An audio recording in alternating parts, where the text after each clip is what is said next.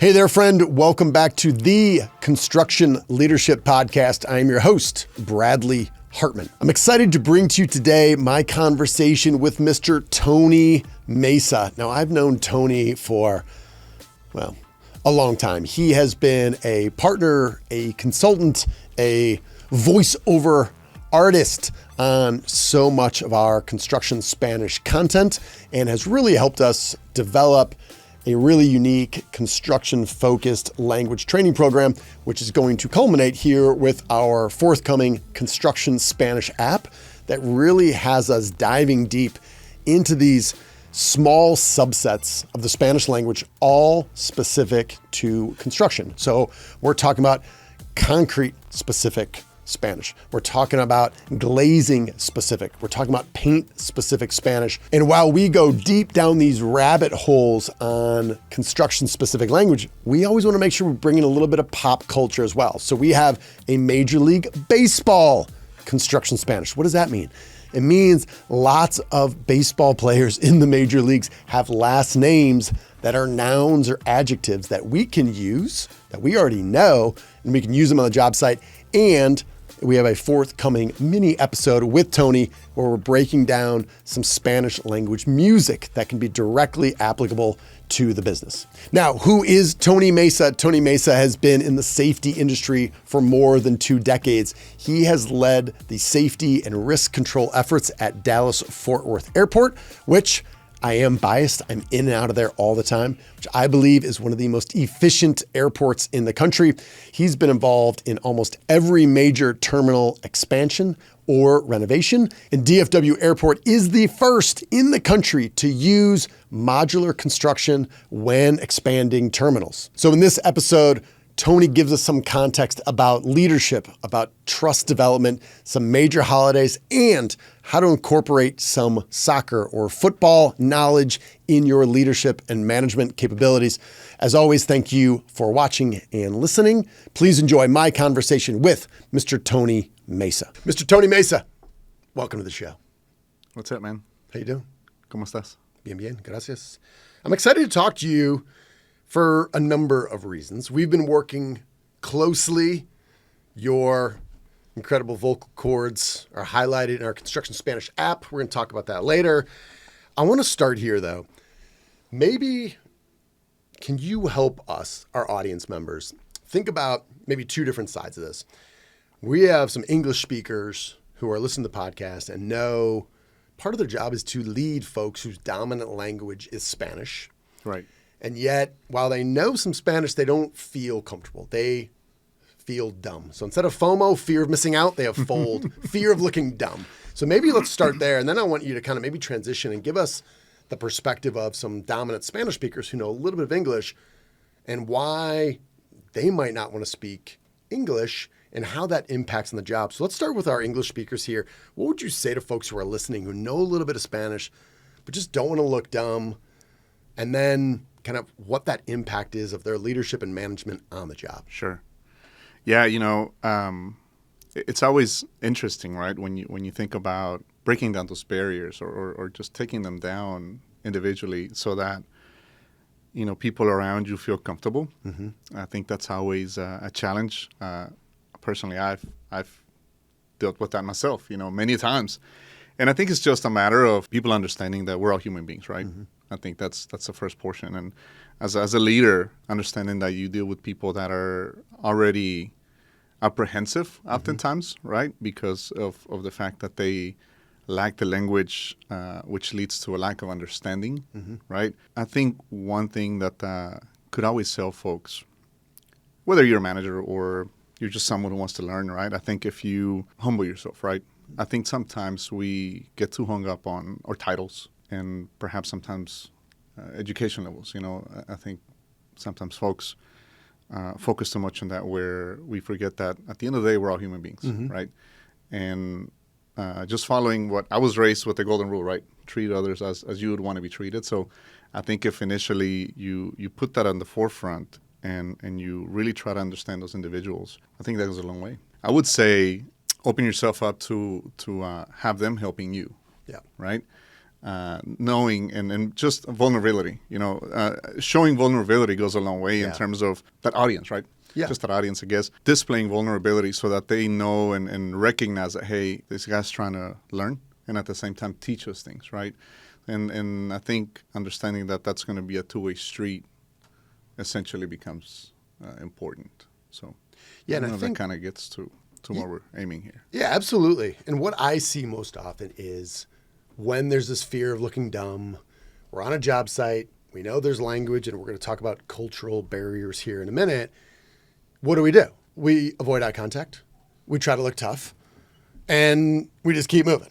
And I've shared the story. It's happened so many times where we'll be talking with English-speaking construction managers on the job or maybe project executives, and we'll walk by the electricians, and it's like, what's up, Bob? How you doing, Jimmy? Terry, you get that done? All right, bro. And then we walk by these guys doing flat work. They're Hispanic guys. And it's just like silent. We put our head down and we walk by. And I'll just say, can we just pause here for a minute? It's as if we walked by, a bobcat or a lowboy, a piece of equipment that you would never acknowledge or recognize. And I said, why did you guys say hi to all the Sparkies over there? And then we just ignored all the guys, with the bull floats. Why? And we know why. Well, I don't really know what to say, feeling a little bit awkward. And when I looked at them, if I did, they put their eyes down. They're thinking, well, my guess is you can confirm or deny this. I think they're thinking, rarely does something good happen when I'm pouring concrete and I look up and there's 5 middle-aged white dudes walking by who look like authority. Yeah. I'm just going to put my head down. I'm going to work hard. So this happens so often. And I just say, hey, listen, man, even if you don't say hi, even if you don't say hola, which give them a thumbs up, give them some sort of recognition, maybe give a little context there. Or is there any other small phrases you might recommend to just help these folks when they do say hi to the plumbers and the Sparkies and some other folks? And then when you see guys who more than likely, Spanish might be their dominant language, there's a way to at least humanize that interaction. Yeah, it's funny because I've experienced it firsthand, right? So it's not necessarily just a Hispanic American gap. I think it's just sometimes what a lot of the tradesmen see as a title because that's, perhaps a project manager or a superintendent, right? So they're seeing a title or a person of authority versus just a human being. So again, I've seen it myself, right, where we happen to be visiting a job site and you see a group of guys. I'm Mexican, they're Mexican, and sometimes they put their heads down, right, until I take the initiative to just simply say, hola, don, ¿cómo está? Something like that. Hola, viejo. Yeah. Right? And I may not know them, personally, but just giving them those little cues, right, that, hey, this guy perhaps understands some of our culture, right? Mm-hmm. And then just with a smile, and it's crazy what magic that does, because the second you do that, it's like you see this little kind of smirk in their face, right? And they're like, okay, I can take a breath now, Yeah. And it all goes away. So oftentimes just a simple, ¿cómo está, don? Right? And don, right, we all think of like the Don, right, in Italian, right? Or recently for some of the, younger viewers, Don Omar, right, the reggaeton guy. But Don is just a phrase of respect. Who that is, but you don't know who Don Omar is? No, I know you're hip, though. You connect with the younger audience. That's good. That's why we got you on. Well, you also said, hola, viejo. Hola, viejo. Mm-hmm. Okay. Yeah, so viejo is old man. Correct. Right? But again, I think it's a matter of when we talk about back to learning, right? Now the Latino spectrum in construction is so wide. Yeah, we're not just thinking Mexican, right? I mean, we've got people from South America, Oh, yeah. And obviously, while that may work for some, it may not be well received by many because of that, right? But part of the task, right, that we have as leaders is simply recognizing your audience. All right, so I know, like you said, right, maybe my concrete finishers are perhaps 80% Mexican. So I may be okay saying hola viejo, right? Yeah. And again, folks that have heard that before understand that you typically saying that with respect, right? And I think a lot of it has to do with context too, right? If I say, este viejo, then it's more like, this old man, right? Versus hola viejo, just out of respect, right? Yeah. Or hola don, right? And again, it's crazy what that does in terms of opening up, that opportunity to just talk to the guys, right? Yep. Like you said, so it may not necessarily be that you have to know their name, right? Like, hey, Rick, Sparkies or something, right? But hey, hola don, right?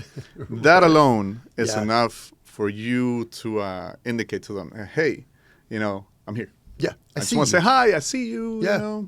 Appreciate you, what you do. So. I found a lot of success anecdotally with just "Que onda?" Now, I'm a tall, skinny ginger walking out there, and then say "Que onda?" and then I say that alone right there gets you bonuses, man. The fact that you're a taller ginger and trying. Well, and I see that same smirk, but a lot of times they have to look at each other like, did you just hear what I hear? Like, and I'm looking at him like, yeah, what's up, dudes? What are we doing here, right? And then I'll say, te puedo ayudar, right? Can I help you, right? Necesitas algo? Do you need anything? Now, normally, this is just ongoing, sustained silence, which I let just set in for a minute. And then all of a sudden, somebody will say something like, I'm going to stand here as long as it's awkward. Like, I think it's kind of shock, Yes. This is that shocking moment where we're like, oh, wasn't expecting that. And then what happens is word gets around real quick. And they're like, hey, man, you see this güero? He speaks some Spanish. Be ready. And then all of a sudden, everybody knows. And then they'll see you coming and you see these kind of these smiles like, all right, this guy. Again, that's all it takes, man. Yeah. I think it's just a matter of being vulnerable, right? And the less you think about it, I think the easier it becomes, right? I think back when you share your first-hand experience, I think back of a gentleman I met a few years ago. He used to be the director for a pretty large construction company. I mean, he's white as he can be, dude. I mean, white man's from I think he was from Alabama. so that's pretty white. But I was going to say North Dakota. But I'm like, Alabama. Yeah, I get what you're saying. But this man got it. And I mean, heck, I would say within that organization, safe to say, 80% Hispanic, right? And he would walk up to job sites, and he would always do this hand gesture. Are we allowed to do hand gestures? Do whatever you want. Yeah. All right, so the guy shows up to, he's got his vest on, and he's like, yeah, that way. Right, he would do that. Yeah. Yes. And that alone, man. And then granted, the guy spoke very little Spanish. But that alone, right, gave the signal to the guys that, hey, I'm here for you. I see you. I'm trying to learn about you, right? Yep. So I think when you ask, what are the phrases, right? I think it's just a matter sometimes of trial and error. Yeah. Right? And again, I know that falls back into being apprehensive. Oh, what if I offend somebody, right? I think ultimately the majority of the guys out there are going to know that you're trying. Yep. Right? And as long as you do it with that good intent and no ill behind, I think it's safe to say you're going to be safe, right? Yeah. Well, we introduced this phrase early on in all our kind of 6-week construction Spanish classes, which is estoy tratando de aprender español, right?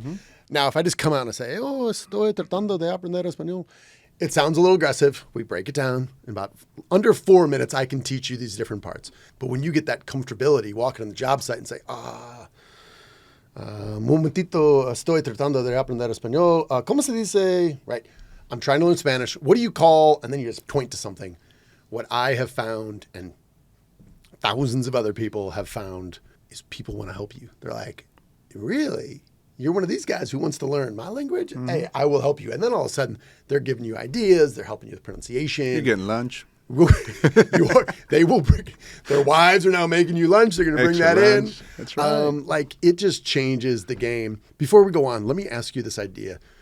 From a leadership perspective, what advice do you have for folks who struggle with this whole idea of being vulnerable? I think it's easy to say, as a leader, hey, we have to be vulnerable first before we're asking other people. Yes. Be vulnerable? Sure. You go first. Have you been able to help people understand the power of being vulnerable? And I don't want to say it's a weakness, but there's an element of taking your guard down. Anything that has worked for you and among other leaders you've seen and how they lead? I 100% agree with you when you say that it's much easier to say it than to do it, right? In my own little world and the professionals that I've dealt with, I've been pretty lucky that the majority of them either have been around long enough to get it, and even some of the younger guys, right? They tend to be a little more forward thinking, so they're not necessarily so dug into a specific way of doing things. So they're willing to learn and adapt, right? In terms of a suggestion, what has worked, it's not easy for everyone. I tell you, when I first joined this particular role that I have now, I think it was within the first day, I got there, and one of the senior loss prevention guys for one of the contractors, the first thing he says, he goes, "Oh, so you're the enemy." When I introduced myself, I told him what my responsibility was. Yeah. And I had a hard time. I think I tend to read people quite well, but I had a hard time really understanding if he was joking or he was being real, right? And so at that moment... Or both. Yeah, or maybe a little bit of both, right? Yeah. And it just took time, right? It's not something that you just grasp overnight, right? And I think as we worked together and we developed our relationship, he understood that I was only there to be a support mechanism for him, right? Instead of someone who was just trying to get you in trouble, right? So a strategy or an approach to how to be vulnerable, that's a hard one. That's a hard one, man. I tell my kids, right? We all put our pants one leg at a time. Yep. And that's what we got to remember, right? Yeah. Unless you jump into them, I want to find out what you're at. How you do that, right? But at the end of the day, that's what makes us vulnerable, that we're human beings. That's... Well, you mentioned something there that just has me thinking. It's like, I think we all understand trust and relationships to a degree take time. What I have found is if you can even begin to think about being vulnerable, and at least to the point where you state your intentions, where you might say, "Oh, you're the enemy." Say, "Hey, I don't know what your experience is in the past. I hope you're going to find with me, though, that I'm direct, I'm candid. And sooner or later, every relationship's going to have some friction. We're going to have that too. But I'm going to tell you, dude, I'm a team player. I grew up playing team sports, like whatever, right? Give some sort of context to who you are. Say, my intent is that you and I, on a long enough timeline, are really going to trust each other and be transparent.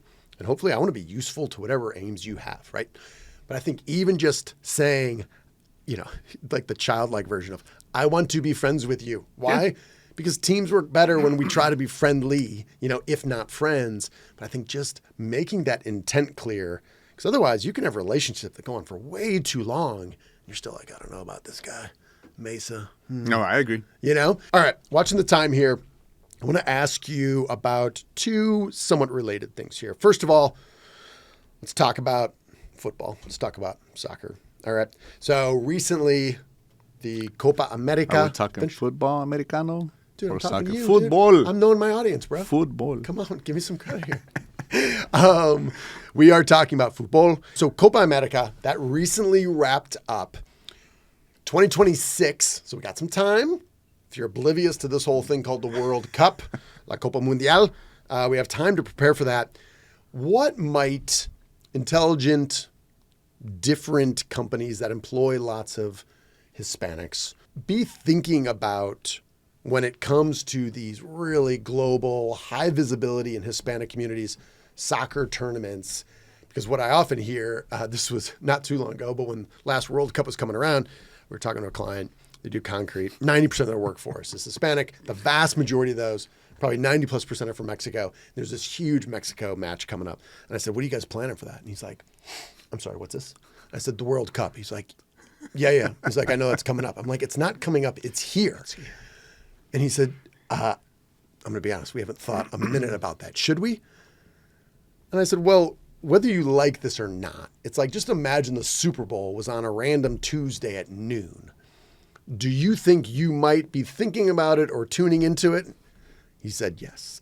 I said, so what advice might you have? Understanding we got work to do. It's busy, but there's something that's really meaningful to a large group of people on our job site that is often oblivious to the leaders of those job sites. Well, I know what I'm going to be doing.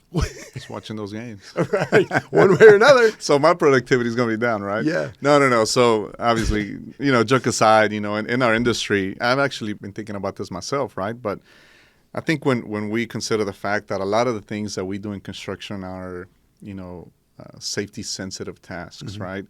It's really hard to balance that because, for many individuals in our industry, this is important. It's a lifestyle. I love it. I grew up playing soccer. It's one of the things that I've raised my kids, and anytime we get an opportunity, it's a, for us, right? Yeah. And I know that there's a lot of families and individuals that feel that way. It's a bonding experience, right?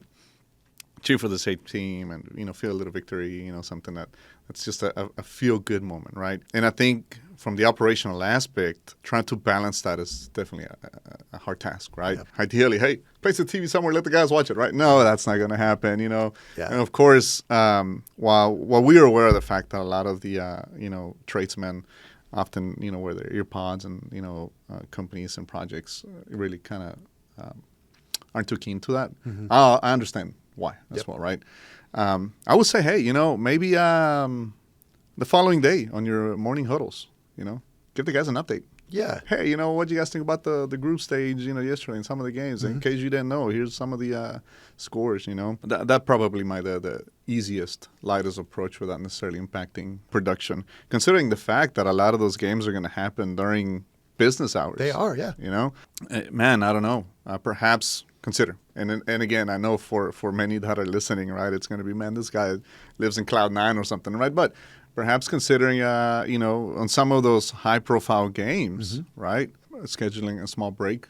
Right. The water breaks, the cool-down breaks. It's summertime. It's going to be summertime. So some of those cooling breaks that you afford to give those guys, hey, get a chance to tune in into 15 minutes of the match or whatever that might be, Yeah. Maybe their lunchtime, try to plan that out. And again, during summer, most of your concrete pours are happening at night, right? So that also opens for some of these trades. So actually maybe take advantage of watching some of the games. But well, you kind of joked about like, oh, it's not going to happen. Wheeling in a TV for it. We had 2 different clients, different parts of the country, do just that. And they did. It was oppressively hot. They're already doing night pours. And they said, when's the game? And basically what they did is they went to the group ahead of time and say, hey, we know this is coming up. And all of a sudden the guys were like, this is a conversation we've never had with management before. You're aware of this. And they said, let's put our heads together. How can we figure out a way? So they did. They had an extended break, wheeled in a TV for it. And there was this agreement that, hey, these are the trade-offs we're going to make. Are you excited about that? Do you want to do it? And overwhelmingly, the answer was yes. And that's exactly what they did.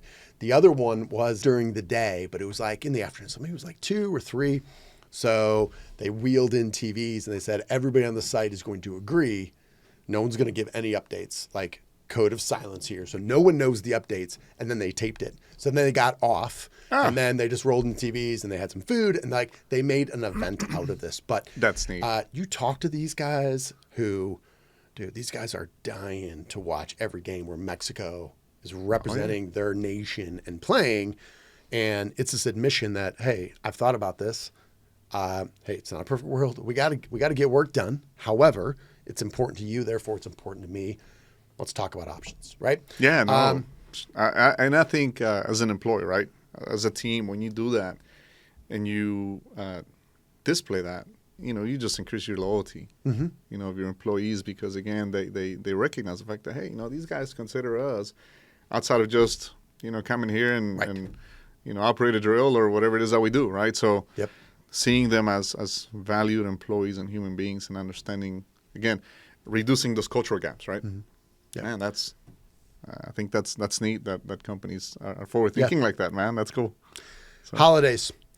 What may be the top 1, 2, 3 holidays that are very important to the Hispanic demographic that largely gringos like myself and others might be somewhat oblivious to? Cinco de Mayo, not a problem. I think as gringos celebrate that more than Mexicans do these days. What might be something on our radar that will say, number 1, it's for $10 you can get a calendar and it'll literally have all of them listed out there. So let's say that's super easy. You can solve that problem with Amazon, no problem. What other key holidays might be important to Hispanics that might be oblivious to other folks? So again, I joked about the Cinco de Mayo thing, right? But definitely the Independence Days, right? Because it doesn't all fall the same for different countries, mm-hmm. right? And again, I briefly touched upon this, the fact that you've got folks from South America, right? Colombia, Venezuela, mm-hmm. Costa Rica, they don't all celebrate Independence Day the same time as Mexico. And again, September is actual, Mexican independence, right? Versus May. So I think, again, understanding that, of course, always Dia del Padre, Father's Day, right? Not everyone celebrates it on the exact same day. Oddly enough, right? You would think everyone kind of doesn't the whole May thing, or June, sorry. I was thinking Mother's Day. But Mother's Day, those are kind of the key ones, right? Okay. Again, just considering the fact that culturally, Hispanics are so family-driven, mm-hmm. right? And they always want to honor those in their family that have perhaps gone through hardships or sacrificed a lot for them to be where they're at, right? I mean, to me, it's always an honor calling my dad and be like, hey, man, love you, kind of thing. Same thing for mom, right? So those days are important for many, and not just for the Mexican culture, but Dia del Muerto, right? That's another one that when you look at it from that aspect, culturally, in terms of holidays, I think we're pretty dialed in and in tune with the important ones. Well, appreciate you, man. So we're going to do a little addendum to this one. So to follow this episode, it's always a surprise with you, man. Come on. Always got to be trying new stuff. You know that. We are going to be taking one of, I don't want to say it's my number one. It's not. It's in my top 5 all-time favorite Spanish language songs. Okay. We're going to be breaking it down, and we're going to be extracting some of these key phrases for use on the job site. That's what's coming next. So, okay. Interesting. But we're going to close out for here now. Mr. Tony Meza, muchísimas gracias, güey. Gracias, güero. Gracias. It's always fun, man, working with you.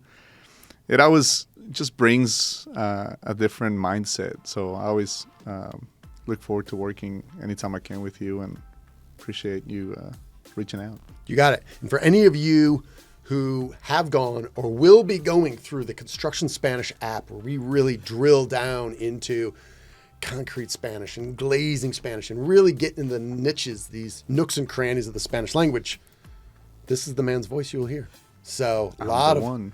You're the one. You're the guy. So appreciate you lending your vocal talents to the Construction Spanish app. Tony Meza, gracias. All right, friends, how did that go? Hopefully you enjoyed my conversation with Mr. Tony Meza. We're excited to put out his voice that is part of our Construction Spanish app, which really dives into these micro fluency topics specific to construction. So you're going to hear his voice in that app. And our goal with the app and this conversation and everything in general that we do with the Hispanic demographic is to help us lead and manage more effectively. So hopefully you can see the talent on your job site in a slightly different light to build better and more profitably. So we're going to close out like we always do. You, my friend, are owed nothing. Deliver value first. Make it a great week.